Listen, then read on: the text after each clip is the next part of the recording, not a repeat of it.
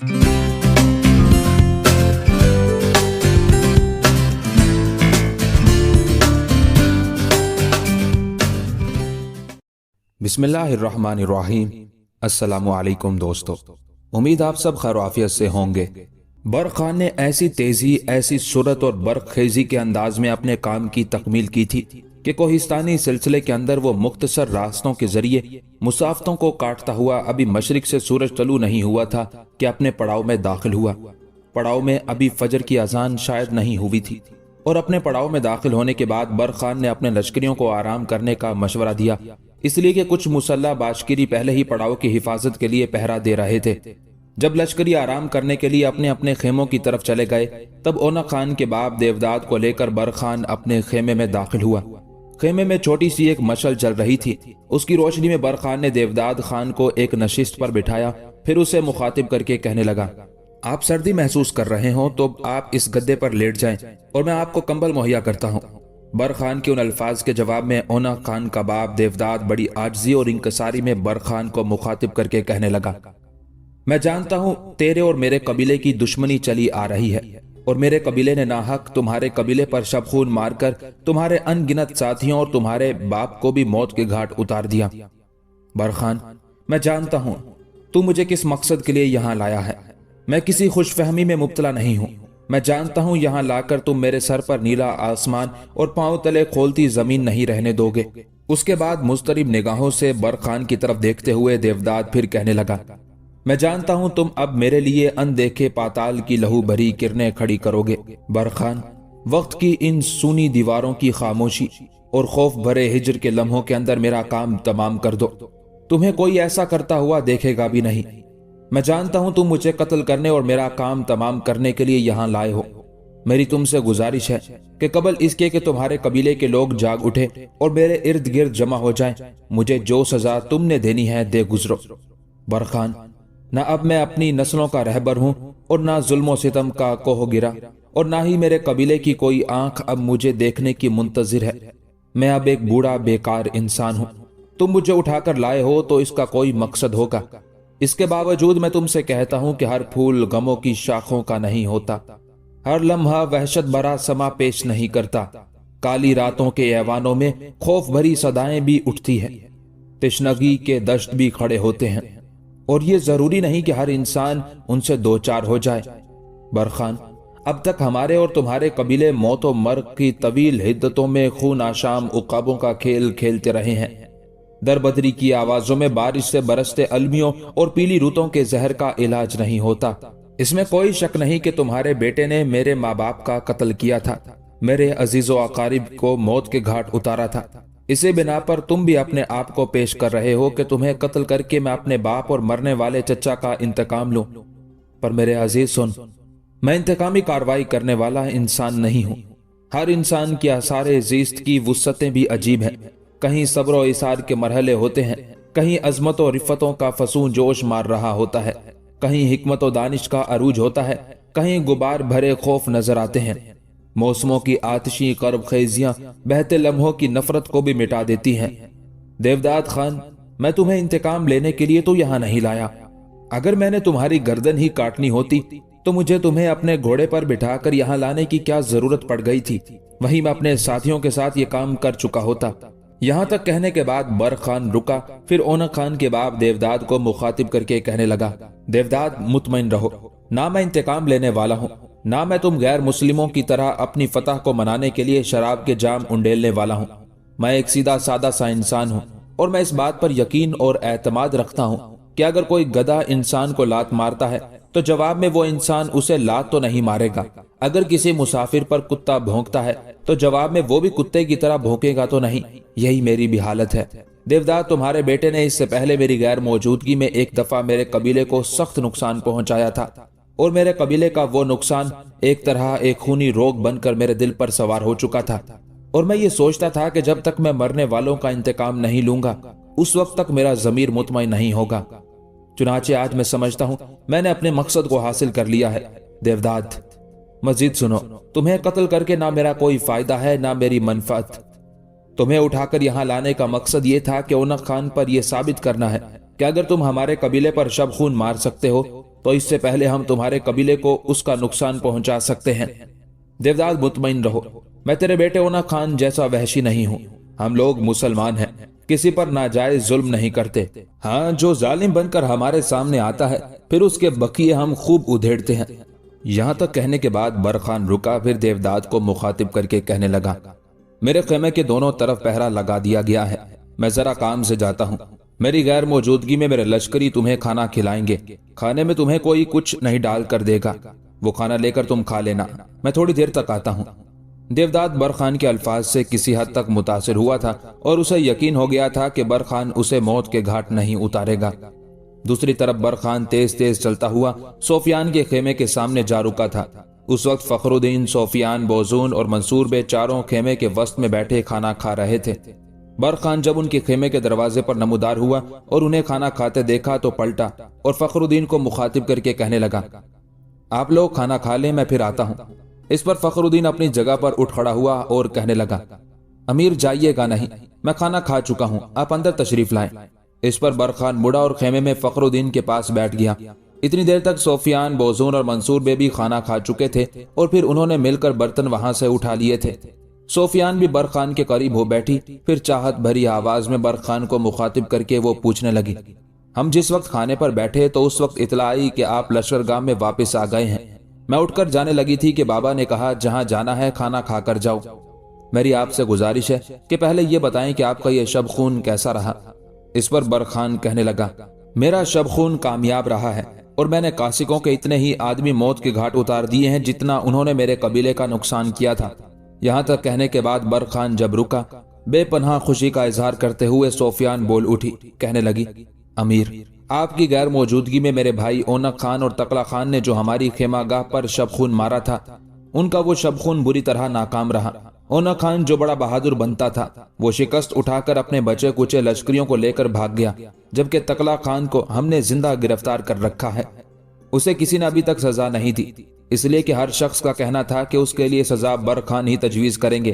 तकला खान को संजर खान ने अपने खेमे में असीर बनाकर रखा हुआ है। सोफियान जब खामोश हुई तब उसकी तरफ देखते हुए और बेपनाह खुशी का इजहार करते हुए बरखान बोल उठा, सोफियान, मेरी गैर मौजूदगी में अगर तुम लोगों ने जंगारी कबीले के सरदार ओसो खान के बेटे तकला खान को जिंदा गिरफ्तार कर लिया है, तो ऐसा ही एक मार्का मैंने तुम्हारे कबीले में भी मारा है। कैसा मार्का? सोफियान ने हैरत ज़दा लहजे में पूछ लिया था। इस पर हल्की हल्की मुस्कुराहट में बरखान कहने लगा, तुम जानती हो मैं तुम्हारे कबीले पर शब खून मारने के लिए गया था। मैंने कबीले के हर उस शख्स को मौत के घाट उतार दिया जो मुसल्ला होकर हमारे सामने आया, लेकिन मुझे खबर है कि मैंने कासिक कबीले के किसी बच्चे, किसी बूढ़े, किसी औरत पर हाथ नहीं उठाया।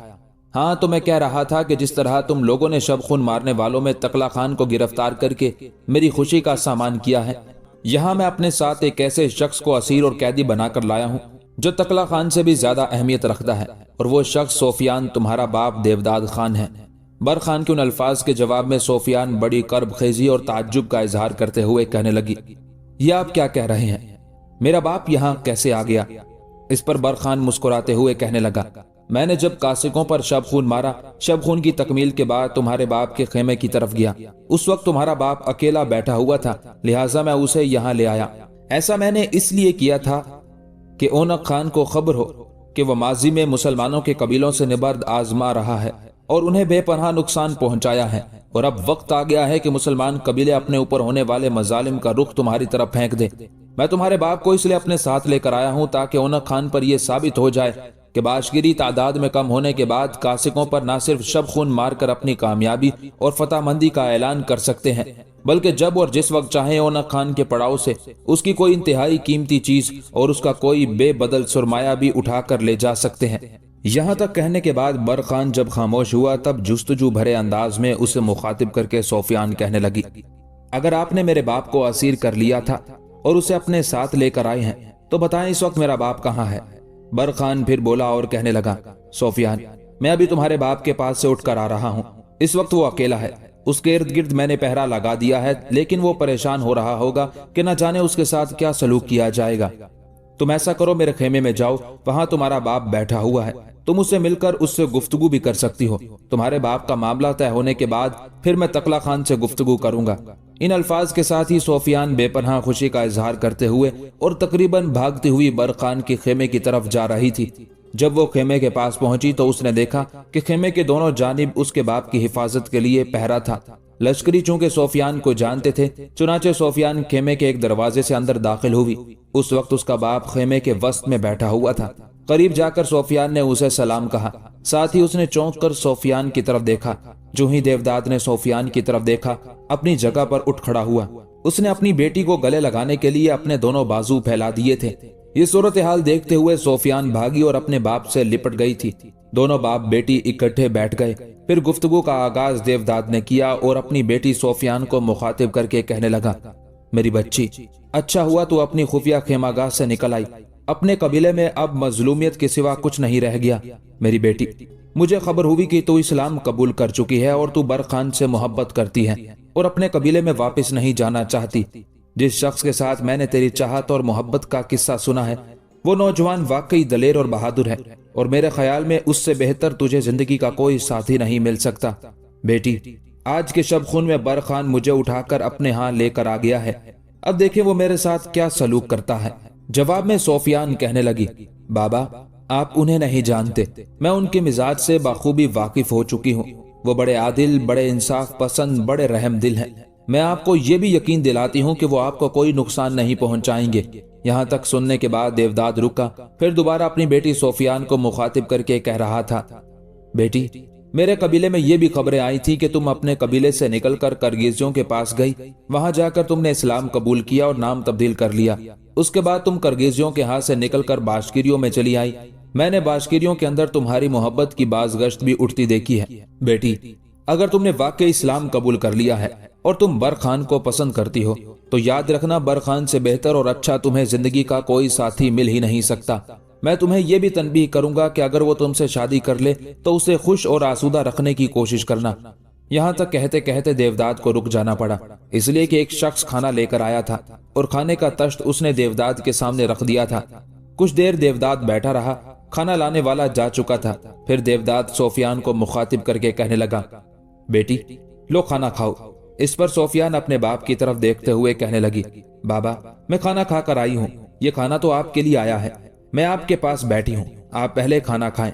اس پر دیوداد چپ چاپ کھانا کھانے لگا تھا۔ دیوداد کھانا کھانے کے بعد فارغ ہی ہوا تھا کہ عین اسی لمحے خیمے کے دروازے پر برخان نمودار ہوا۔ برخان کو خیمے کے دروازے پر دیکھتے ہی دیوداد اپنی جگہ پر اٹھ کھڑا ہوا۔ اس کی طرف دیکھتے ہی سفیان بھی کھڑی ہو گئی۔ یہ صورتحال دیکھتے ہوئے برخان بڑی تیزی سے خیمے میں داخل ہوا، آگے بڑھا، اپنے دونوں ہاتھ بڑی اپنائیت میں دیوداد کے دونوں شانوں پر رکھے اور پھر اسے بڑے آرام اور ملائمت سے بٹھاتے ہوئے کہنے لگا، آپ کو میری آمد پر کھڑا ہونے کی ضرورت نہیں ہے، نہ آپ کو ایسا کرنا چاہیے، اس لیے کہ اس طرح میں خود گنہگار ہوتا ہوں۔ آپ بیٹھیں۔ اگر آپ اپنی بیٹی کے ساتھ کسی اچھے موضوع پر گفتگو کر رہے تھے اور میں مخل ہوا ہوں تو میں جاتا ہوں اور تھوڑی دیر بعد آتا ہوں۔ میں بھی ایک انتہائی اہم موضوع پر آپ سے گفتگو کرنا چاہتا ہوں۔ یہاں تک کہنے کے بعد برخان جب خاموش ہو گیا تب دیوداد کچھ کہنا ہی چاہتا تھا کہ شکوہ اور شکایت بھری آواز میں سفیان برخان کی طرف دیکھتے ہوئے کہنے لگی، یہ آپ نے کیسے اور کیوں کر کہہ دیا کہ میں اور بابا اگر کسی ذاتی موضوع پر گفتگو کر رہے ہیں تو آپ خیمے سے چلے جاتے ہیں؟ کیا میں کسی سے ایسی گفتگو کر سکتی ہوں جسے آپ سے چھپانے کی نوبت آئے؟ میرا ظاہر باطن سب آپ کے سامنے ہے، میں اپنے بابا سے کیا رازدارانہ گفتگو کروں گی؟ ہاں، بابا ان تفکرات کا اظہار کر رہے تھے کہ برخان مجھے اپنے قبیلے سے اٹھا کر لایا ہے۔ اب دیکھیں میرے ساتھ کیسا اور کس قسم کا بھیانک سلوک کرتا ہے۔ تاہم آپ کے مزاج، آپ کی طبیعت کی نمائندگی کرتے ہوئے میں نے بابا سے کہا ہے کہ بابا آپ برخان کو نہیں جانتے، وہ آپ سے کچھ نہیں کہیں گے۔ یہاں تک کہنے کے بعد سفیان خاموش ہوئی، تب جواب طلب سے انداز میں دیوداد برخان کی طرف دیکھنے لگا تھا، یہاں تک کہ برخان نے دیوداد کو مخاطب کرتے ہوئے کہنا شروع کیا، میرے محترم، پہلے تو میں اس بات کی وضاحت کرنا چاہتا ہوں کہ میں آپ کو آپ کے قبیلے سے اٹھا کر یہاں کیوں لایا۔ بہت سے لوگ یہی خیال کریں گے کہ ایسا میں نے اپنی شجاعت و اپنی بہادری اور اپنی کارگزاری کو نمایاں کرنے کے لیے کیا ہوگا۔ کئی لوگ کہیں گے، واہ واہ، برخان بوڑھے دیوداد تک کو اٹھا کر اپنے خیمے میں لے آیا۔ محترم دیوداد، ایسی بات نہیں ہے۔ آپ کو یہاں لانے کے میرے دو مقاصد ہیں۔ سب سے پہلا مقصد یہ تھا کہ آپ کی بیٹی الجائے خاتون جو اب سفیان ہے یہاں ہمارے درمیان رہ رہی ہے۔ آپ کو شاید لوگوں نے بتا دیا ہوگا کہ ہم الجائے خاتون کو زبردستی اٹھا کر نہیں لائے، یہ اپنی مرضی، یہ اپنی رضامندی اور اپنی منشا سے آئی ہے۔ قسم خدائے واحد لا شریک کی، اگر میرے قبیلے والے یا مسلمانوں کا کوئی اور قبیلہ ایسی حرکت کرتا اور آپ کی بیٹی سفیان کو زبردستی اٹھا کر لاتا تو جس وقت مجھے خبر ہوتی میں اسی وقت سفیان کو عزت اور احترام کے ساتھ اس کے قبیلے کی طرف بھیج دیتا، اور ساتھ ہی جو لوگ اسے اٹھاتے ان کی طرف سے آپ لوگوں سے معذرت بھی کرتا۔ یہاں تک کہنے کے بعد برق خان رکا، ایک گہری نگاہ پہلے اپنے پہلو میں بیٹھی سفیان پر ڈالی، پھر کہنے لگا، آپ جانتے ہیں اس سے پہلے آپ کے قبیلے کے 3 اشخاص سفیان کو لینے کے لیے آئے تھے۔ اگر سفیان کو زبردستی لایا گیا ہوتا تو میں ان 3 کے ساتھ سفیان کو واپس بھیج دیتا، لیکن سفیان اپنی مرضی سے آئی، یہ تغلا خان سے شادی نہیں کرنا چاہتی تھی۔ میں اس موقع پر آپ پر یہ بھی انکشاف کرتے ہوئے شرمندگی محسوس نہیں کروں گا کہ شاید پہلی بار جب سفیان چند دن یہاں رہنے کے بعد گئی تھی تو یہ میری طرف مائل ہوئی تھی۔ اسی مائل ہونے کی وجہ سے تغلا خان کو چھوڑ کر اپنے قبیلے سے کرگیزیوں میں آئی اور کرگیزیوں سے میرے قبیلے میں منتقل ہو گئی۔ بابا ایک بات یاد رکھیے گا، سفیان نے اتنی بڑی اور یہ ساری قربانی میری خاطر دی، اور میں اپنی زندگی میں اگر اسے کانٹا بھی چبھ جائے تو پریشان اور فکر مند ہو جاؤں گا۔ میں اس کی جان نثاری، اس کی محبت، اس کی چاہت اور اس کی وفاداری کو زندگی بھر سلام کرتا رہوں گا۔ چونکہ اس نے اسلام قبول کر لیا تھا، میرے ساتھ چاہت کا سرعام اظہار بھی کر دیا تھا، اس بنا پر میں نے اسے اس کی مرضی کے خلاف آپ کے قبیلے کے 3 آدمیوں کے ساتھ نہیں بھیجا۔ میں جانتا ہوں آپ لوگوں نے برا مانا ہوگا، لیکن اس سے برق خان کی ذات پر کوئی اثر نہیں پڑتا۔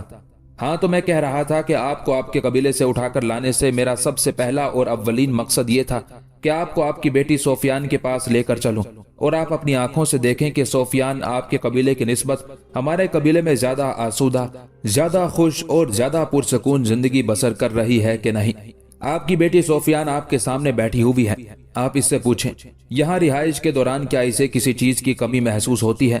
کیا یہاں کسی بھی لمحہ یہ اجنبیت محسوس کرتی ہے؟ کیا یہاں اس کی ضرورتوں کا خیال نہیں رکھا جاتا؟ میں آپ سے یہ بھی کہتا ہوں کہ اسلام قبول کرنے اور ہمارے قبیلے میں رہنے کے بعد بھی کسی موقع پر اگر یہ کہے کہ میں واپس اپنے قبیلے میں جانا چاہتی ہوں تو میں اس کے راستے کی رکاوٹ نہیں بنوں گا، اسے عزت و احترام کے ساتھ وہاں پہنچاؤں گا جہاں یہ کہے گی۔ برق خان رکا، دوبارہ دیوداد کی طرف دیکھتے ہوئے کہنے لگا، سو میں آپ سے یہ کہتا ہوں کہ آپ کو یہاں لانے کا سب سے پہلا مقصد آپ کو آپ کی بیٹی سے ملانا ہے، اور میں اس مقصد میں کامیاب ہوا ہوں۔ آپ کو اٹھا کر یہاں لانے میں میرا دوسرا مقصد یہ تھا کہ آپ کے بیٹے اونک خان پر یہ واضح کر دوں کہ وہ جب کبھی بھی مسلمانوں کے کسی قبیلے پر حملہ آور ہوا، اس نے بے دریغ بچوں، بوڑھوں اور عورتوں کا قتل عام کیا اور نوجوانوں اور خوبصورت لڑکیوں کو اٹھا کر اپنے قبیلے میں لے گیا۔ آپ ان ساری وارداتوں کو جانتے ہیں۔ میں نے اپنی زندگی میں پہلی بار کاسکوں پر شب خون مارا ہے، اور میں اس شب خون سے متعلق فخریہ کہہ سکتا ہوں کہ کاسکوں کے قبیلے میں کسی بچے، کسی بوڑھے اور کسی عورت پر ہاتھ نہیں اٹھایا گیا، ان نوجوانوں کو بھی نہیں چھیڑا گیا جو لڑنے بھیڑنے پر تیار نہیں ہوئے، صرف انہی کو موت کے گھاٹ اتارا جو ہتھیار بند ہو کر ہمارے سامنے آئے اور جوابی کارروائیاں کی۔ بس آپ کو یہاں اٹھانے سے دوسرا مقصد یہ تھا کہ آپ پر یہ واضح کر دیا جائے کہ اس میں اور ہم میں اخلاق و کردار کا کتنا تفاوت، کتنا بود اور فرق ہے۔ برق خان جب خاموش ہوا تب دیوداد اپنا دایاں ہاتھ اپنے ماتھے پر لے گیا اور روتی بلکتی آواز میں کہنے لگا، باشکری قبیلے کے سردار، قسم تیرے رب تیرے رسول کی، تیرے جیسا ہونہار، تیرے جیسا مخلص، تیرے جیسا شجاع، تیرے جیسا انسانیت پرور نوجوان میں نے آج تک نہیں دیکھا۔ تیری یہ ساری گفتگو سن کر جی چاہتا ہے کہ تیرے قبیلے سے واپس اپنے قبیلے میں نہ جاؤں، پر اگر میں نے ایسا نہ کیا تو لوگ کہیں گے کہ دیوداد بے غیرت اور بے وفا تھا، اپنا قبیلہ چھوڑ کر دشمنوں کے قبیلے میں جا بسا، لہٰذا اگر تو مجھے اجازت دے گا تو پھر میں واپس جاؤں گا۔ دیوداد کے ان الفاظ پر جہاں سفیان مسکرا رہی تھی وہاں ہلکا سا تبسم برق خان کے چہرے پر بھی نمودار ہوا، پھر کہنے لگا، آپ کس قسم کی گفتگو کر رہے ہیں؟ آپ کو جس احترام اور عزت کے ساتھ لایا گیا اسی عزت و احترام کے ساتھ آپ کو واپس بھیجا جائے گا۔ برق خان جب خاموش ہوا تب انتہائی سنجیدگی میں سفیان اپنے باپ دیوداد کو مخاطب کر کے کہنے لگی، بابا، میری ماں اور میری چھوٹی بہن کو کس نے قتل کیا تھا؟ سفیان بیچاری رو دینے والی ہو گئی تھی کہ اس سوال پر دیوداد بھی اداس ہو گیا تھا، ہونٹ کاٹنے لگا، گردن اس کی جھک گئی تھی، پھر کہنے لگا، بیٹی کچھ مت پوچھ، تیری ماں کے مرنے کے بعد میں تو خود خوار ہو گیا ہوں۔ تیری ماں اور چھوٹی بہن زندہ تھی تو میری ہر ضرورت کا خیال رکھتی تھی، لیکن اب وہ معاملہ نہیں رہا۔ برا ہو اس تغلا خان کا، اس نے تیری ماں تیری بہن دونوں کو موت کے گھاٹ اتار دیا۔ بیٹی قبیلے میں یہ افواہیں پھیل گئی تھی کہ تیری ماں اور تیری چھوٹی بہن نے تمہیں اپنے قبیلے سے بھاگنے میں مدد تھی۔ یہ افواہیں اس وقت پھیلی تھی جب یہ پتہ چل گیا تھا کہ تم نے باشکری قبیلے میں رہائش اختیار کر رکھی ہے۔ تقلا خان اب تمہیں اپنی امانت خیال کرتا تھا۔ اسے جب خبر ہوئی کہ تمہیں بھگانے میں تمہاری ماں اور تمہاری بہن دونوں ملوث ہیں، تب اس نے اس سلسلے میں اونق خان سے بات کی۔ میں نہیں جانتا اس کے اور اونق خان کے درمیان کیا معاملہ ہوا، اور پھر اگلے روز جس وقت تمہاری بہن اور ماں دونوں خیمہ گاہ سے باہر تھی، تقلا خان نے ان دونوں کو موت کے گھاٹ اتار دیا۔ آئے حیف، آئے بدبختی! ان دونوں کی موت پر کسی نے کوئی اعتراض، کسی نے کوئی احتجاج نہ کیا۔ میں نے تمہارے بھائی اونق خان سے پوچھا کہ میری بیوی اور میری بیٹی کو کس نے اور کیوں قتل کیا، لیکن چند روز تک مجھے کسی نے کوئی جواب نہیں دیا۔ خاموشی طاری رہی۔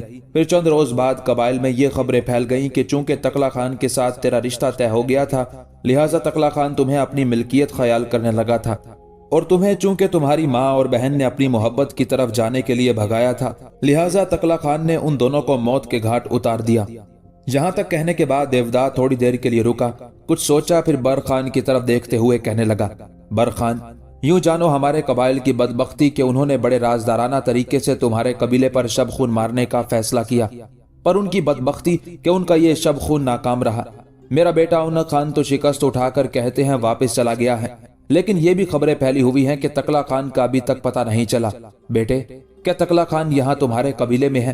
جواب میں برق خان مسکرایا اور کہنے لگا، آپ جانتے ہیں جس وقت اونق خان اور تقلا خان نے میرے قبیلے پر شب خون مارا تھا، اس وقت میں یہاں موجود نہیں تھا۔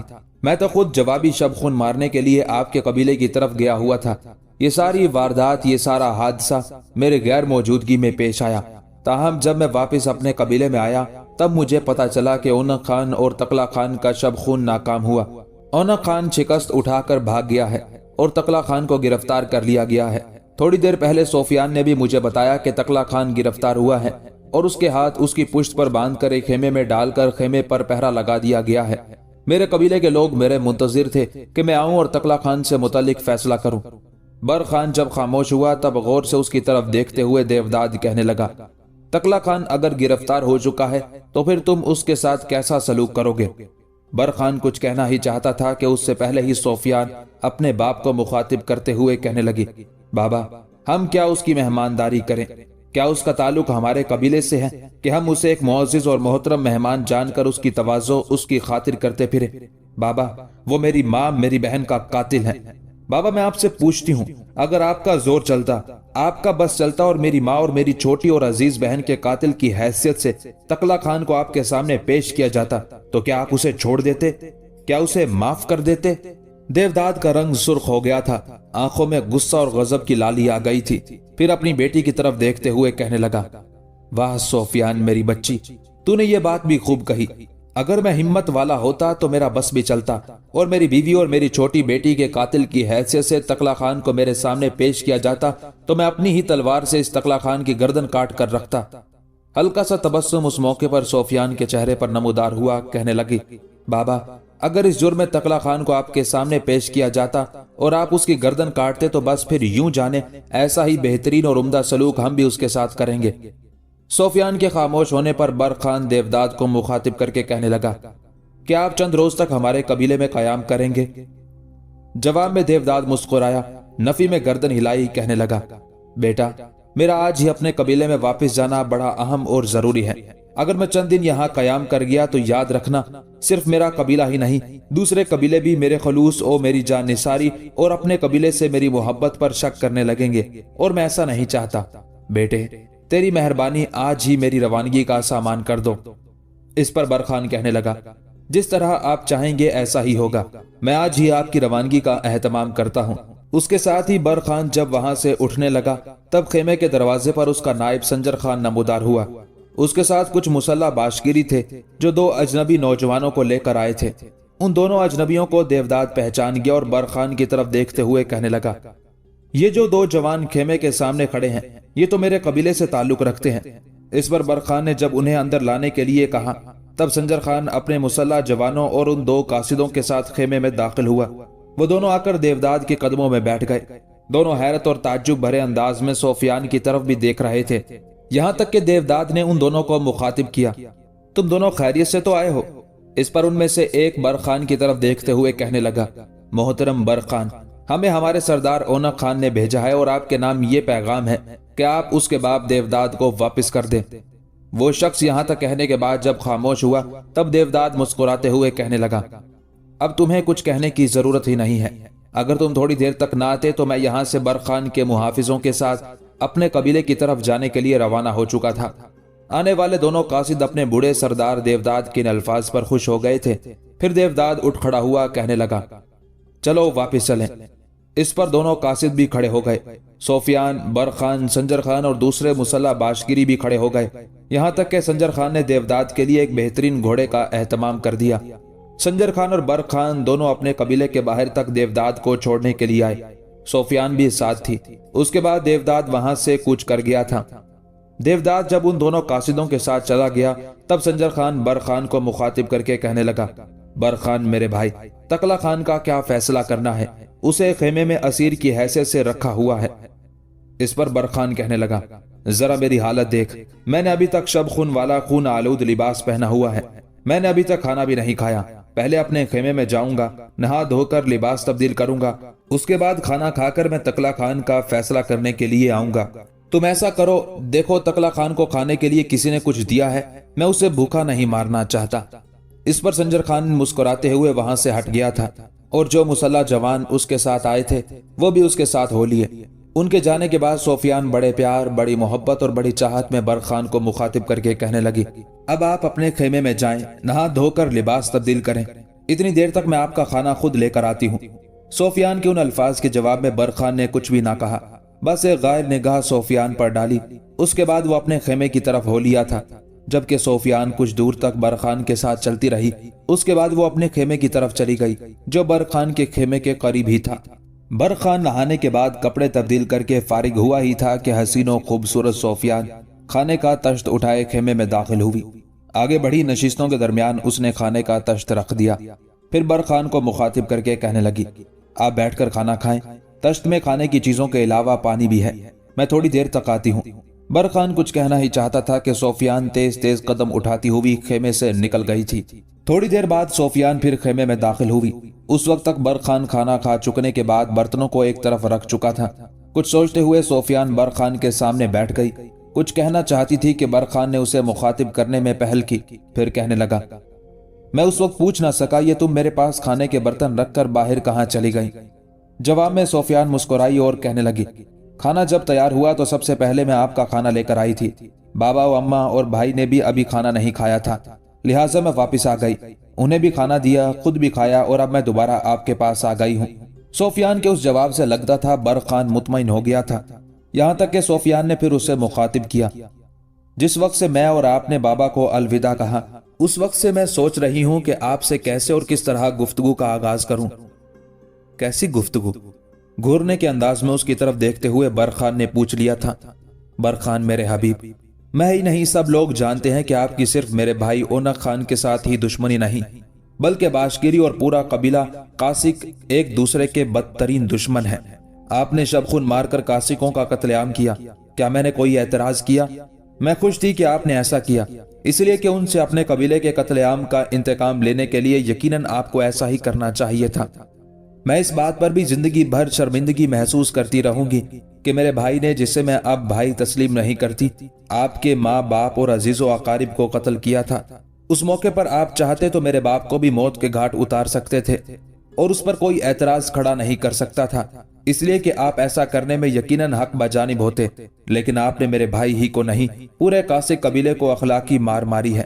آپ میرے باپ کو اس نظریے سے بھی یہاں اٹھا کر لائے تاکہ میں اپنے باپ سے مل سکوں۔ آپ میرے باپ کو اس نظریے سے بھی اٹھا کر یہاں لائے کہ میرے بھائی اونق خان کو یہ احساس دلائے کہ اس نے آپ کے ماں باپ کو قتل کیا، لیکن آپ اس کے باپ کو عزت و احترام کے ساتھ واپس کر رہے ہیں۔ آپ کے انہی کاموں کی وجہ سے میں آپ کا شکریہ ادا کرنا چاہتی تھی، پر سوچتی تھی کہ کون سے کیسے الفاظ استعمال کروں کہ آپ کا شکریہ بھی ادا کروں کہ آپ نے میرے باپ سے ایسا عمدہ اور بہترین سلوک کیا، ایک معزز اور محترم مہمان کی حیثیت سے اسے اپنے خیمے میں رکھا، اس کی تواضع، اس کی خاطر اور اس کی مہمانداری کا بہترین بندوبست کیا۔ جب ہمارے قبیلے کے کچھ لوگ بابا کو لینے کے لیے آئے تو آپ نے بابا کو باخوشی ان کے ساتھ رخصت کر دیا۔ آپ کا یہ فعل، آپ کا یہ کردار ہمیشہ کے لیے میرے دل، میرے شعور، حتیٰ کہ میرے لاشعور تک میں ممنونیت اور شکر گزاری کے جذبے پیدا کرتا رہے گا۔ یہاں تک کہنے کے بعد سفیان جب خاموش ہوئی تب برخان نے ہلکی سی ایک چپت اس کے گال پر لگائی، پھر کہنے لگا، سفیان، تم جو اپنی ماں اور بہن کے ذریعے اپنے قبیلے سے نکلی، پہلے کرگیزوں میں آئی، وہاں اسلام قبول کیا، اس کے بعد فخر الدین اور بوزون کی بیٹی منصور بے کی بہن بنی، اور پھر ایک میمنے کے پیچھے بھاگ کر مصنوعی تاثر دیتے ہوئے مجھ سے ملنے کا ایک بہانہ ڈھونڈا، اور اسی بہانے سے تم میرے قبیلے میں منتقل ہو گئی۔ پہلے یہ بتاؤ کہ یہ سارا کام تم نے کس کے لیے کیا؟ سفیان نے اپنی مسکراتی ہوئی آنکھیں برخان کی آنکھوں میں ڈالی اور کہنے لگی، آپ کے لیے، اس محبت کے لیے جو مجھے آپ سے ہو گئی تھی، اور میں نے کس کے لیے کرنا تھا؟ جواب میں برخان مسکرایا اور کہنے لگا، اگر تم میرے لیے اس قدر کر سکتی ہو تو میں کیا مرد ہو کر اس قدر بھی نہیں کر سکتا کہ جو کچھ میں نے کیا ہے؟ دیودات تمہارا باپ ہے، تمہارے باپ کی عزت اور احترام کرنا مجھ پر واجب ہے۔ سفیان، اب تم میری ذات کا ایک حصہ ہو، تم اب کاسک نہیں باشکری ہو، تمہیں میرا شکریہ ادا کرنے کی ضرورت ہی نہیں ہے۔ تمہارے باپ کے سلسلے میں جو کچھ میں نے کیا ہے سفیان، مجھے ایسا ہی کرنا چاہیے تھا، بلکہ اگر میں ایسا نہ کرتا تو تمہیں میری ملامت کرنی چاہیے تھی۔ برخان کے ان الفاظ پر سفیان نے تڑپ کر اپنا نرم اور گداز ہاتھ اس کے منہ پر رکھ دیا تھا، پھر کہنے لگی، کم از کم آپ میرے سامنے اس طرح کے جملے ادا نہ کیا کریں۔ سفیان جب رکی تو برخان اسے مخاطب کر کے کہنے لگا، تم یہ کھانے کے برتن لے جاؤ، میں اب سنجر خان کے ساتھ تکلا خان سے ملتا ہوں، اور اس سے گفتگو کرنے کے بعد، اپنے لوگوں سے صلاح مشورہ کرنے کے بعد اس کا فیصلہ کرتا ہوں۔ جواب میں تیز نگاہوں سے برخان کی طرف دیکھتے ہوئے سفیان کہنے لگی، کیا میں بھی آپ کے ساتھ تکلا خان تک نہیں جا سکتی تاکہ اسے احساس ہو کہ میں اب کاسک نہیں باشکری ہوں، اسے احساس ہو کہ میں اس قبیلے میں اکیلی نہیں، یہ سارا قبیلہ میرا پشتبان ہے، اسے احساس ہو کہ میں اس قبیلے میں اکیلی نہیں، یہ سارا قبیلہ میرا پشتبان ہے، اسے احساس ہو کہ ان سارے خانہ بدوش قبائل میں جو سب سے عمدہ، جو سب سے جری تیغزن، جو سب سے پرقوت، جو سب سے قداور اور خوبصورت جوان ہے اور جس کا نام برخان ہے، اب وہ میرا حمایتی، میرا پشتبان اور میری زندگی کا ساتھی بننے والا ہے۔ سفیان جب خاموش ہوئی تب مسکرا کر اس کی طرف دیکھتے ہوئے برخان کہنے لگا، کبھی کبھی بڑے عمدہ اور قیمتی جملے بھی بول لیتی ہو، بہرحال برتن لے جاؤ، میں کسی کو بھیجتا ہوں، وہ سنجر خان کو یہاں بلا کر لاتا ہے، اور اس کے بعد تکلا خان کی طرف چلتے ہیں۔ برخان کے اس جواب پر سفیان خوش ہو گئی تھی اور برتن اٹھا کر چلی گئی۔ برخان باہر نکلا، اپنے ایک باشکری کو سنجر خان کو بلانے کے لیے کہا، دوبارہ اپنے خیمے میں آن بیٹھا تھا۔ تھوڑی دیر بعد جب سنجر خان وہاں آیا، اس کے ساتھ برخان خیمے سے نکلا۔ خیمے سے نکل کر ابھی وہ چند ہی قدم گئے تھے کہ ایک طرف سے بھاگتی ہوئی سفیان آئی اور سنجر خان کو مخاطب کر کے کہنے لگی، بھائی میں بھی آپ لوگوں کے ساتھ تکلا خان تک جاؤں گی۔ جواب میں سنجر خان مسکرایا اور کہنے لگا، میری بہن، اس سلسلے میں تمہیں اجازت لینے کی ضرورت نہیں ہے، تمہیں میرے بھائی برخان کے علاوہ کوئی منع کر ہی نہیں سکتا، مجھے امید ہے کہ برخان کو اس سلسلے میں کوئی اعتراض نہیں ہوگا۔ جواب میں جب برخان نے مسکراتے ہوئے اس بات میں گردن ہلائی تب سنجر خان بھی خوش ہو گیا تھا، چنانچہ تینوں آگے بڑھنے لگے تھے۔ سنجر خان کے کہنے پر برخان اور سفیان ایک خیمے کے قریب جا کر رک گئے تھے۔ اس خیمے کے دونوں جانب پہرے دار کھڑے تھے۔ سنجر خان اس خیمے میں داخل ہوا، تھوڑی دیر بعد وہ نکلا اور اس کے ساتھ تکلا خان تھا جس کے دونوں ہاتھ پشت پر بندھے ہوئے تھے۔ تکلا خان جب خیمے سے نکلا تو اس نے اپنے سامنے برخان اور اس کے ساتھ سفیان کو کھڑے دیکھا تو جہاں سفیان کو دیکھ کر اس کے چہرے پر حیرت اور تعجب کے آثار نمودار ہوئے تھے، وہاں برخان کو دیکھ کر اس کے چہرے پر پلاہٹ پیدا کرتی لہریں بھی ابھری تھی۔ اس موقع پر بہت سے باشکری وہاں جمع ہو گئے تھے۔ اپنے ایک چھوٹے سالار کو برخان نے اشارہ کیا اور تکلا خان کے پشت پر بندھے ہوئے ہاتھ کھولنے کے لیے کہا، جس پر وہ آگے بڑھا اور تکلا خان کے ہاتھ کھول دیے۔ تکلا خان اپنے دونوں ہاتھوں کو سہلانے لگا تھا، یہاں تک کہ اس کی سماعت سے برخان کی کھولتی ہوئی آواز ٹکرائی، تکلا خان، مجھے پہچانا میں کون ہوں؟ تکلا خان نے ایک بار کھا جانے والے انداز میں برخان کی طرف دیکھا، پھر کہنے لگا، جانتا ہوں تم میرے سامنے برخان کھڑے ہو اور تمہارے سامنے یہ الجائے خاتون ہے۔ دیکھو، الجائے خاتون کو تم نے اپنے قبیلے میں رکھ کر ایک دائمی دشمنی کی طرح ڈالی ہے، یاد رکھنا یہ دشمنی تمہیں بڑی مہنگی پڑے گی۔ تکلا خان کے ان الفاظ پر برخان مسکرایا، کہنے لگا، تکلا خان، یہ تو بعد میں سوچیں گے کہ یہ دشمنی کسے مہنگی کسے سستی پڑتی ہے، پہلے یہ تو کہو کہ تو نے کاسکوں، کالمکوں، جنگاری اور مانچو قبائل کے سالاروں اور سرداروں کے ساتھ یہ عہد کیا تھا اور قسم کھائی تھی کہ تم سب مل کر باشکریوں کے علاوہ دوسرے مسلمان قبائل پر حملہ آور ہوگے اور انہیں تہس نہس کر کے رکھ دو گے۔ الجائے خاتون کو یہاں سے نکال کر لے جاؤ گے، مجھے اور میرے ساتھی سالاروں کو بھی پکڑ کر اپنے قبائل میں لے جاؤ گے، اور وہاں مجھے اور میرے عمرہ کو ایسی سزا دو گے جو آنے والی نسلوں کے لیے عبرت خیز ہو جائے گی۔ تقلا خان، مجھے حیرت ہے، نہ تم نے وہ اپنا عہد پورا کیا، نہ ہی اس قسم کی تکمیل کی جو تم نے دوسرے قبائل کے سالاروں اور سرداروں کے سامنے کھائی تھی۔ اس کے بعد تقلا خان، تو نے اونق خان کے ساتھ مل کر یہ حماقت کی کہ ہمارے قبیلے پر شب خون مار دیا، اور اس شب خون کا جو انجام ہوا وہ یہ ہے کہ اونق خان ذلت میں شکست اٹھا کر اور تمہیں ہمارے حوالے کر کے خود بھاگ گیا اور تم گرفتار ہو گئے۔ کیا تم یہ نہیں پوچھو گے جس وقت تو نے ہمارے قبیلے پر شب خون مارا اس وقت تیرا مقابلہ سنجر خان نے کیا تھا، میں وہاں کیوں نہ تھا؟ تقلا خان، جس وقت تم اور اونق خان میرے قبیلے پر شب خون مار رہے تھے، عین اسی وقت میں کاسی قبیلے پر شب خون مار رہا تھا۔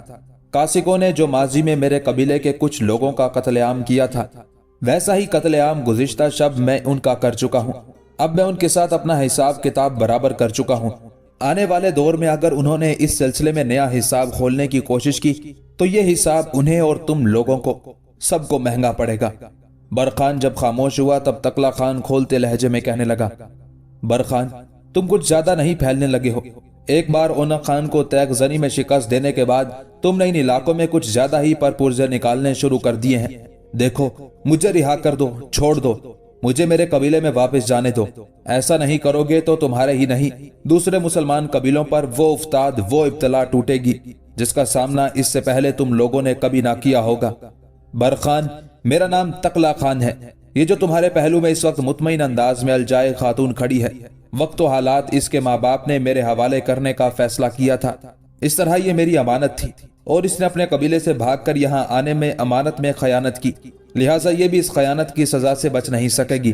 یہاں تک کہنے کے بعد تقلا خان جب خاموش ہوا تب کھولتے لہجے میں برخان اسے مخاطب کر کے کہنے لگا، تقلا خان، سب سے پہلے یہ بات اپنے ذہن میں بٹھاؤ کہ یہ کاسکوں یا جنگاریوں کا قبیلہ نہیں، اس وقت تم باشکیریوں میں کھڑے ہو۔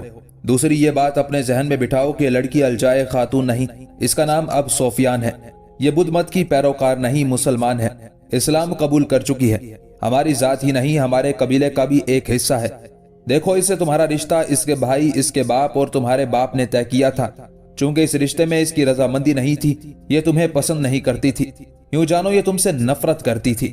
اسی نفرت کو سامنے رکھتے ہوئے یہ اپنے قبیلے سے نکلی اور ہمارے پاس آ گئی۔ تقلا خان، تم کہتے ہو اس سفیان نے جو امانت میں خیانت کی ہے تو اسے اس خیانت کی سزا ملنی چاہیے، پر دیکھ تقلا خان، تو نے سفیان کی ماں اور اس کی چھوٹی بہن کو قتل کیا تھا، پہلے یہ بتا ان دو معصوم عورتوں کے قتل کی تجھے کیا سزا ملنی چاہیے؟ جواب میں تقلا خان شرمندگی بھرے احساس میں کہنے لگا، اس میں کوئی شک نہیں، میں نے اونق خان کی ماں اور بہن کو قتل کیا تھا، لیکن وہ دیوداد کی بیوی اور بیٹی تھی، اونق خان کی ماں اور بہن تھی۔ ان کے قتل پر جب دیوداد اور اونق خان نے مجھ سے کوئی باز پرس نہیں کی اور ان دونوں کے قتل پر وہ دونوں مطمئن ہیں، تو پھر کوئی اور مجھ سے باز پرس نہیں کر سکتا۔ باز پرس کر سکتا ہے، کھولتے ہوئے لہجے میں برخان نے کہنا شروع کیا تھا، یہ تمہارے سامنے جو سفیان کھڑی ہے، تم نے اس کی ماں اور بہن کو قتل کیا ہے اور یہ اپنی ماں اور بہن کے قتل کا انتقام تم سے لے سکتی ہے اور ایسا کرنے کا یہ حق رکھتی ہے، اور اگر یہ ایسا کرتی ہے تو یہ حق بجانب ہوگی۔ تقلا خان نے اس بات کا تو کوئی جواب نہ دیا، پھر دوبارہ دھمکی آمیز لہجے میں کہنے لگا، برخان، مجھے چھوڑ دو، اسی میں تمہاری بہتری اور بھلائی ہے، اور اگر تم نے مجھے نقصان پہنچانے کی کوشش کی تو یاد رکھنا تمہارا اور تمہارے قبیلے کا شجرہ نسب آگے نہ چل پائے گا، سب کے سب ختم کر دیے جاؤ گے۔ تقلا خان نے جب یہ الفاظ ادا کیے تب برخان کا ہاتھ اٹھا اور ایک ایسا زوردار تھپڑ برخان نے تقلا خان کے منہ پر مارا تھا کہ تقلا خان بل کھاتا ہوا دور جا گرا تھا۔ ساتھ ہی برخان کی گراتی ہوئی آواز سنائی دی، تیری ایسی تیسی، تو، تیرا باپ اور تیرے سارے حمایتی قبیلے بھی اگر جمع ہو کر ہم سے ٹکرائیں تو وہ ہمارے شجرہ نسب کو کوئی نقصان نہیں پہنچا سکتے۔ تقلا خان، اگر تو یہ خیال کرتا ہے کہ تو دھمکیوں دھونس سے اپنا آپ بچا کر یہاں سے نکل جائے گا تو ایسا نہیں ہو سکتا۔ میں تجھے ایک جرم میں خود بھی قتل کر سکتا تھا کہ تو نے میرے قبیلے پر شب خون مارا، اور اس شب خون کے نتیجے میں چونکہ تو گرفتار کر لیا گیا، لہٰذا میں تجھے اور تیرے ساتھ گرفتار ہونے والے سارے حملاوروں کو موت کے گھاٹ اتار سکتا ہوں۔ تیرے ساتھ جو لوگ گرفتار ہوئے ہیں وہ تو تھوڑی دیر تک اب اپنے انجام کو پہنچ جائیں گے، لیکن تیرا معاملہ میں سفیان کے حوالے کرتا ہوں، اس لیے کہ میری نسبت تو اس کا زیادہ بڑا اور قابل نفرت مجرم ہے۔ یہاں تک کہنے کے بعد برق رکا، پھر سفیان کی طرف دیکھتے ہوئے کہنے لگا، سفیان، تمہارے سامنے یہ تمہاری ماں اور بہن کا قاتل تقلا خان ہے، اس سے متعلق تم جو بھی فیصلہ کرو گی اس پر عمل کیا جائے گا۔ سفیان نے کھا جانے والے انداز میں تقلا خان کی طرف دیکھا، پھر کہنے لگی، یہ ایک انتہائی بھیانک مجرم، ایک انتہائی کریہ انسان اور قابل نفرت اوباش ہے، اسے قتل کر دینا چاہیے۔ سفیان کے ان الفاظ پر تقلا خان ہلدی ہو کر رہ گیا تھا۔ پھر برق خان کے اشارے پر اسے ایک طرف لے جا کر قتل کر دیا گیا۔ اس کے ساتھ جو شب خون مارنے والے گرفتار ہوئے تھے ان کا کام بھی تمام کر دیا گیا تھا۔ اونق خان کا باپ دیوداد 2 قاصدوں کے ساتھ اپنے قبیلے کے پڑاؤ میں داخل ہوا۔ اس کے وہاں پہنچتے ہی قبیلے کے اندر خوشی کی بجائے ایک شور مچ گیا۔ جنگاری قبیلے کا سردار اوسو خان، کالمک قبیلے کا سردار کویون اور مانچو قبیلے کا سردار دورچی بھی اس کی آمد پر اپنے سالاروں اور عمرہ کے ساتھ وہاں پہنچ گئے تھے۔ سب خوشی کا اظہار کر رہے تھے، جبکہ دیوداد چپ چاپ جا کر اپنے خیمے میں بیٹھ گیا تھا۔ کچھ دیر ایسا ہی سما رہا، پھر سب لوگ دیوداد کے خیمے میں داخل ہوئے، اس کے ارد گرد بیٹھ گئے۔ پھر گفتگو کا آغاز دیوداد کے بیٹے اور قاسقوں کے سردار اونق خان نے کیا تھا، اور وہاں جمع ہونے والے لوگوں کو مخاطب کر کے کہنے لگا، میرے خیال میں باشکیری ہماری دھمکی برداشت نہیں کر سکے۔ جو ہی میرے بھیجے ہوئے دونوں آدمی ان کے پاس پہنچے تو انہوں نے فوراً میرے باپ کو عزت و احترام کے ساتھ واپس کر دیا۔ اب جب کہ میرا باپ واپس آ گیا ہے تو میں مسلمان قبیلوں کے خلاف ایسی کارروائی کروں گا کہ انہیں اپنے سامنے دور تک تباہی کے سوا کچھ دکھائی نہیں دے گا۔ اس لیے کہ یہاں تک کہتے کہتے اونق خان کو رک جانا پڑا، اس لیے کہ اس کی طرف دیکھتے ہوئے اس کا باپ دیوداد ناپسندیدہ سے انداز میں کہنے لگا، اونق خان، تم غلط کہہ رہے ہو، میرے بیٹے، حقیقت کچھ اور ہے۔ اگر تم یہ خیال کرتے ہو کہ جو 2 قاصد تم نے مجھے لانے کے لیے برق خان کی طرف بھجوائے تھے انہوں نے کوئی دھمکی آمیز لہجہ اختیار کیا ہے تو برق خان نے مجھے چھوڑ دیا ہے، اس میں ذرا بھر سچائی نہیں ہے۔ جس وقت وہ دونوں قاصد جن کے ساتھ میں آیا ہوں برق خان کے پاس پہنچے تو اس سے پہلے ہی برق خان مجھے رہا کرنے کا اعلان کر چکا تھا۔ اس نے میری ملاقات میری بیٹی سے بھی کرائی۔ الجائے خاتون ظاہر ہے اسلام میں داخل ہو چکی ہے اور اس کا نام اب الجائے نہیں سفیان ہے۔ وہ وہاں بے حد خوش اور مطمئن ہے۔